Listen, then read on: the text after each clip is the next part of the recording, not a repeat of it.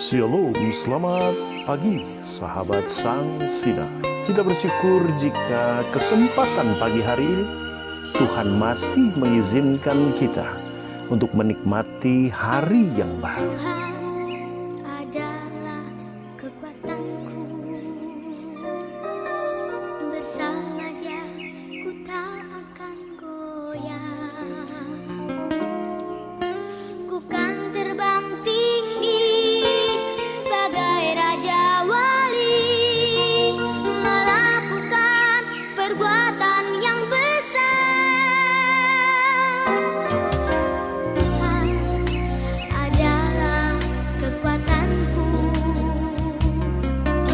bersama Dia ku tak akan goyah. Ku kan terbang tinggi bagai Raja Wali, melakukan perbuatan yang besar.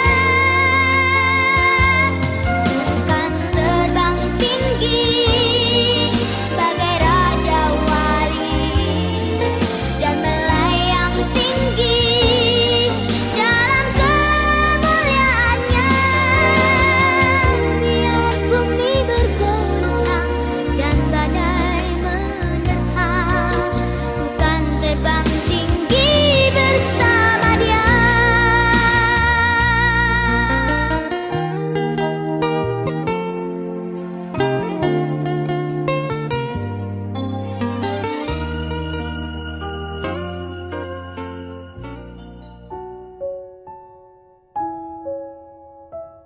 Shalom sahabat Sang Sinar.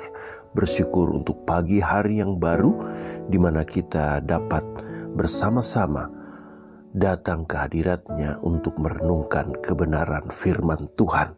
Mari kita satu di dalam doa. Kami bersyukur Tuhan untuk kasih setia-Mu di dalam pemeliharaan-Mu selama kami beristirahat semalam, dan Tuhan telah membangunkan kami kembali dengan kekuatan yang datang daripada-Mu. Saatnya kami mau mendengarkan kebenaran firman-Mu. Siapkan kiranya hati dan pikiran kami. Ampunilah segala dosa dan kesalahan kami. Kami siap menyambut akan kebenaran firman-Mu. Terpujilah nama-Mu kekal sampai kekal. Di dalam Kristus Yesus Tuhan, Sang Juru Selamat, kami berdoa dan bersyukur. Amin. Puji nama Tuhan, sahabat Sang Sinar. Pada kesempatan pagi hari ini, Yohanes pasalnya yang kelima, ayat yang pertama sampai dengan ayat yang kelima. Saya akan mengajak Bapak Ibu Saudara sekalian untuk mendengarkan bagian yang saya baca. Bunyinya demikian. Sesudah itu ada hari raya orang Yahudi, dan Yesus berangkat ke Yerusalem. Di Yerusalem, dekat pintu gerbang domba, ada sebuah kolam yang dalam bahasa Ibrani disebut Betesda. Ada 5 serambinya, dan di serambi-serambi itu berbaring sejumlah besar orang sakit, orang-orang buta, orang-orang timpang, dan orang-orang lumpuh yang menantikan guncangan air kolam itu. Sebab sewaktu-waktu turun malaikat Tuhan ke kolam itu dan mengguncangkan air itu, barang siapa yang terdahulu masuk ke dalamnya sesudah guncangan air itu menjadi sembuh apapun juga penyakitnya. Di situ ada seorang yang sudah 38 tahun lamanya sakit. Demikian jauh pembacaan firman Tuhan. Diberkatilah setiap kita yang mendengar dan melakukannya di dalam kehidupan sehari-hari. Sahabat Sang Sinar, melalui bagian firman Tuhan ini, kita dapat melihat bahwa ada satu kenyataan di mana ada seorang yang sudah 38 tahun mengalami sakit, namun ia tidak mengalami yang namanya kesembuhan, lantaran apa yang dia perjuangkan selalu gagal. Karena di dalam ayatnya yang ke-6 kita bisa melihat di situ Allah yaitu Kristus Yesus Tuhan.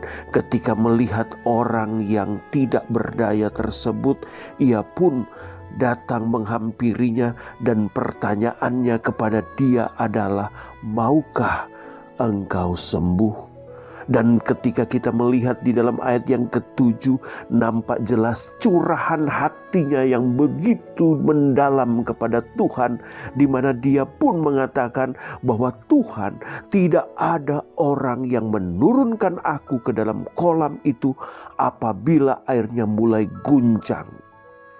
Nampak jelas bahwa dia selama 38 tahun tidak ada jalan keluar yang ia hadapi. Kalau saya gambarkan kehidupan kita pada hari ini, di mana kita sudah memasuki tahun 2020. Bayangkan saudara, sejak 1982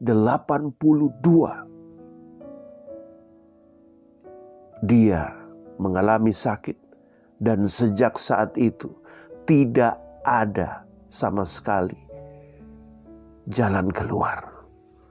Tetapi yang menarik Bapak Ibu Saudara sekalian, ketika Tuhan mendengarkan akan curahan hatinya, ia pun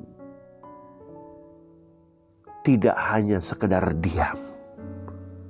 Di dalam ayat yang ke-8 kita dapat mengenal bahwa Tuhan yang kita sembah, selain Dia mengetahui apa yang menjadi pergumulan orang tersebut, sebagaimana yang terungkap di dalam ayat yang ke-6. Di dalam ayat yang ke-8 kita bisa melihat Tuhan yang kita sembah, Dia memberi yang namanya solusi. Ayat yang ke-8 kita bisa melihat di sana bahwa Yesus pun berkata, "Bangunlah, angkatlah tilammu dan berjalanlah."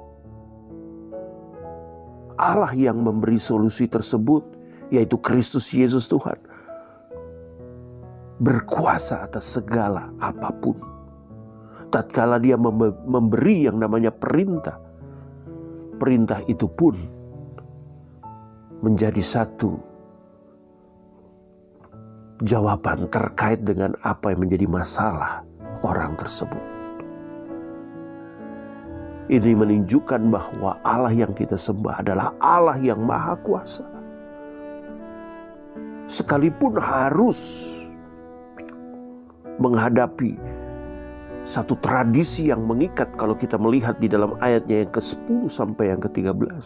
Tetapi kita bisa melihat di sana bahwa Allah yang kita sembah, Allah yang memberi solusi.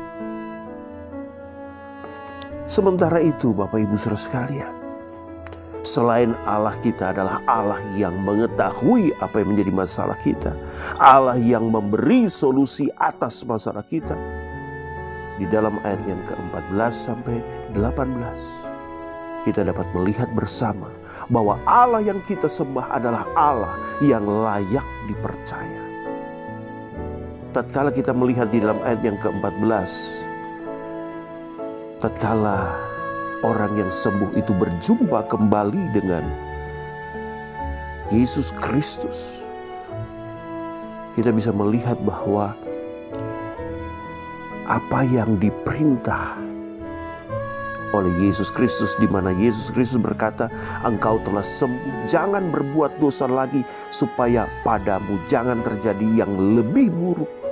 Perintah itu pun ditaati. Dan ketika perintah itu ditaati, apa yang dialami oleh orang tersebut, di mana dia merasakan akan kebaikan Tuhan, kebaikannya pun diberitakan, sebagaimana yang terdapat di dalam ayat yang ke-15. Dan ketika kita melihat ayat yang ke-16 sampai 18, kita dapat menyimpulkan bahwa Yesus Kristus yang sanggup memberi solusi. Yesus Kristus yang mengetahui apa yang menjadi masalah kita.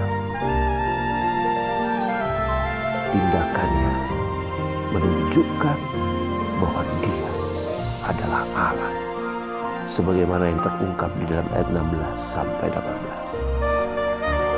Jika demikian, kalau hari ini engkau ada di dalam satu pergumulan yang berat, masalah yang berat, tantangan yang berat, mari sebagai pribadi-pribadi yang selalu mengandalkan Tuhan Yesus, percayalah sungguh-sungguh, karena kita meyakini bahwa Yesus Kristus yang kita percaya sesungguhnya adalah Allah yang mengetahui, Allah yang memberi solusi, Allah yang layak dipercaya. Mari kita satu dalam doa.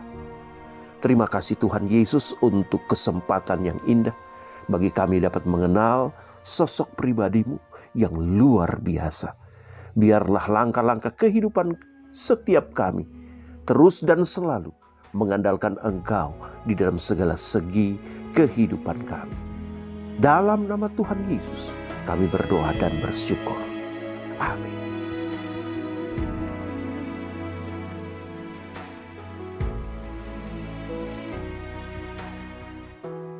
Kuatkanlah hatimu, lewati setiap persoalan. Tuhan Yesus selalu menopangmu. Jangan berhenti harap padanya. Tuhan pasti sanggup, tangannya takkan terlambat untuk mengangkatmu.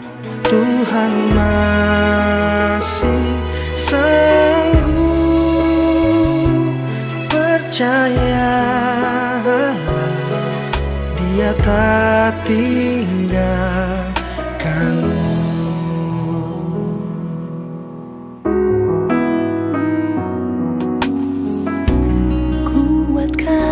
Hatimu, lewati setiap persoalan. Tuhan Yesus selalu menopangmu. Jangan berhenti harap padanya. Tuhan